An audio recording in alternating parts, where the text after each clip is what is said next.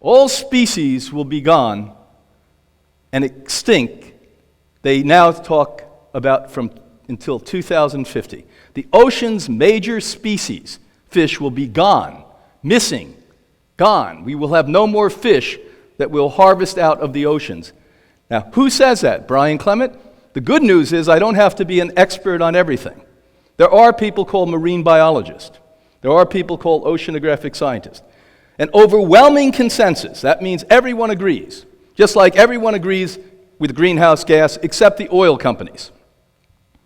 2% of people disagree that all work for the oil companies, and 98%, by the way, say unanimously we agree with that. Well, the same thing with the oceans.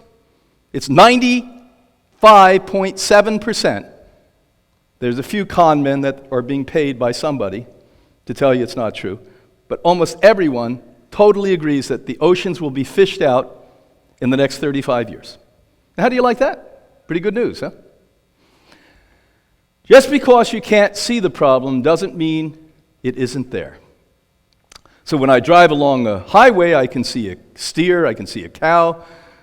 If I look really close, look down, I can see a chicken, But you can't see the fish. Unless you scuba dive, can't see the fish. The fish are going away. I've been scuba diving here in the state of Florida since 1960. And the radical difference in going under the water from 1960 until now, the beginning of the 21st century, is appalling. That's all I can say. It's beyond words. It's appalling. It's frightening. And I thought it was exclusive to coastal regions of continents like North America, South America. And I went out to the middle of the Caribbean, and I got a whole boat loaded with friends of mine. I said, we're going to see the greatest thing here in Jamaica. You're going to see the greatest reefs. And this goes back 12 years ago. And we went down, and the reefs were all dead. 12 years ago. And there's oil that leaked in Australia. I never had the privilege to dive on the Great Barrier Reef, nor will I, because it's dying as we sit here, because they've pumped oil into that. And I can take you down here to South Florida, where I live, and show you the pipes with untreated sewage being pumped out into the ocean. I can take you to New York City and show you the barges of deadly chemicals, including syringe needles from hospitals, and all kinds of nonsense being dumped out in the ocean. And we sit here allowing this to happen, thinking there's some magical organization in the government that oversees all of this. There is. They're making sure it keeps going on. They're making sure that we keep this march towards destruction occurring. So let's talk about your favorite fish. Oh, I don't eat meat, I eat fish. Fish is a meat. It is among the deadliest things you can stick in your mouth and swallow. If you want to get sick, eat fish. If I didn't like you, and I'm not like that because I seem to like everyone, I would feed you fish. Let's put the health problems associated with eating aquatic life into perspective by reviewing the major threats, including food poisoning, mercury, PAHs, PCBs, etc. Now, we won't elaborate on this because we have a lot to talk about, but these are all the things that for sure. You may have noticed, if you live in a place like California, where several times every year they close the beaches. It's happening more and more. The Gulf of Mexico, which we're very close to, 1 hour from the Gulf of Mexico here, I will no longer swim in the Gulf of Mexico here because it is like a big cesspool. Ever since oil leaks happened and we totally wiped out that ecosystem for hundreds of thousands of years. The only way it's going to come back is if we go away, seemingly, and stop doing the insane things we're doing. And then maybe hundreds of thousands of years will go by and that ecosystem will come back. But they close beaches, shellfish. So how many of you ever read that interesting book? It's the #1 selling book in history called the Bible. Yeah, pretty interesting book. A lot of people read it. God knows how many billions of people read this book, and a lot of people take it very serious. They actually told you not to eat shellfish 2,000 years ago in that book. They knew something 2,000 years. Seemingly we don't know now. The lobster restaurants don't know it. Nobody else knows it. And believe me, the shellfish then was pristine compared to the shellfish today, because once the Industrial Revolution occurred and we started to dump everything into the ocean, and now we have 7.5 billion people dumping stuff into the ocean, but you don't do it, so you don't feel guilty. You let somebody do it for you. What the heck do you think's in the shellfish? The shellfish is the couch potato. The couch potato of the ocean. It's sort of the lazy guy that has the clicker that won't even move. And all the crap that falls down that we throw in there, it eats. And then you eat it and think it's fine cuisine. It's fine, okay. You know who it's fine for? The doctors, the hospitals, and the morticians. That's who it's fine for. Oh, this guy's extreme. Yeah, extremely knowledgeable about what you don't want to listen to. That's what I'm extreme about. If you don't get what I'm saying, man, you're not awake. It has never been a secret that food poisoning caused by seafood consumption occurs widely and frequently.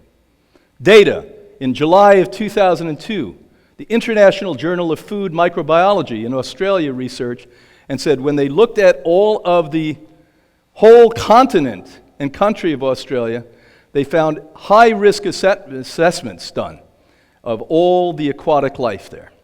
Of course, we all know about this. If you know nothing about nothing from nothing, you really know nothing.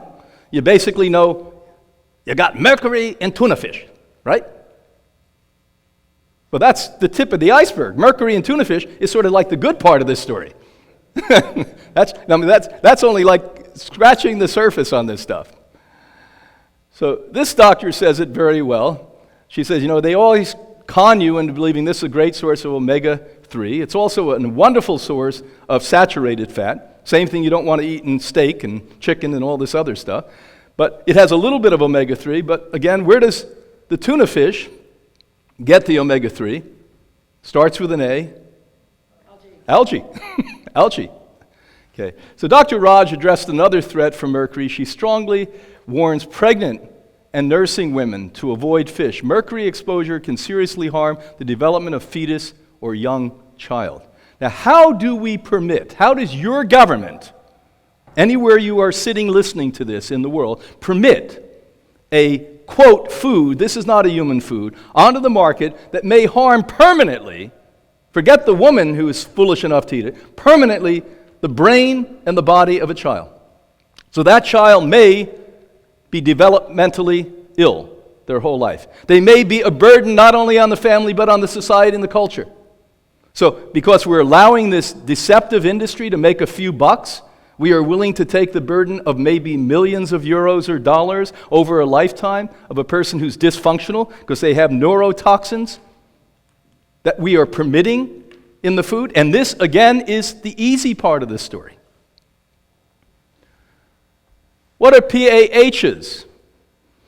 Well, these are really abundant. When they look at fish all over, I was reporting in my book, Killer Fish, a study that was done that even stunned me. They assume that in Europe and the coastal regions of England and Ireland, you'd have the most toxic fish. Of course, because it's close in proximity to humans. Wherever is close to us is the most toxic, emotionally, physically, every other way. They went 200 miles out into the North Sea, and they tested the fish, and the fish were swimming 200 miles offshore were more toxic, listen closely, more toxic than the ones eating the sewage that's being punched out of the major cities on the coastal areas. Why? Because now we have such a high level of universal systemic pollution that the way the currents move may actually pull together, coagulate, for a picture you can get, these toxins and make it even more dangerous hundreds of miles off coast than where we're actually putting the sewage out. In 2006, Spanish researchers discovered that 16 different types of these deadly chemicals were present in numerous species, including salmon, swordfish, mackerel, tuna, sardines, and shrimp. Females of all ages are more susceptible to these chemicals and contract cancer at a higher rate from exposures. So sure, we have the developmental problem, but now cancer, which those of you that are in the room listening to me and those of you listening worldwide are in a society and a culture where over half of us will contract some form of cancer. Now, let me put it in perspective.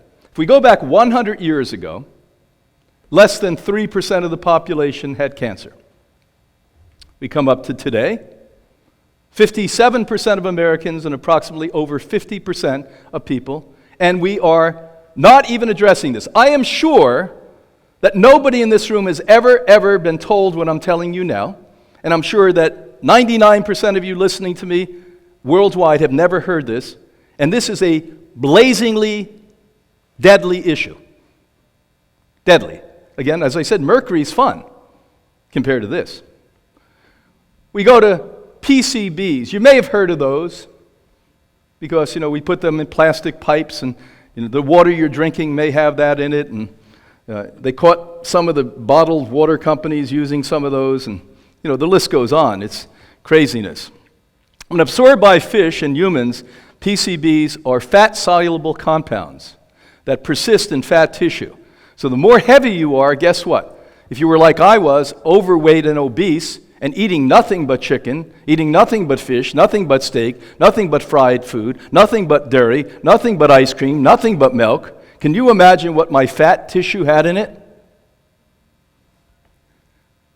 So these PCBs cause cancer, and some of these compounds can cause neurotoxicity and endocrine disruption. Endocrine disruption is hormones. Why 70% of women today, not in total, it's lack of selenium and iodine, have thyroid problems, cell phone use, thyroid problems. 70% of women worldwide today in the developed, rich world have this. But in part, large or small, depending upon how much aquatic life you consume, this also causes endocrine system. Thyroid is part of the endocrine system. But so is your lymphatic system. Your lymphatic system is where your immune system is locally.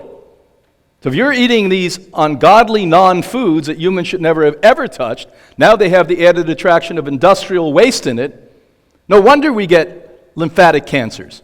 No wonder we get liver cancers and pancreatic cancers and lung cancers. And that's why 25% of people with lung cancer today have never smoked. They may be eating fish. But nobody equates this because the research is not paid for by companies that want you to eat plants. They're paid for by companies that want you to eat deadly non-foods and companies that basically give you medicines after you get sick. That's who funds the studies.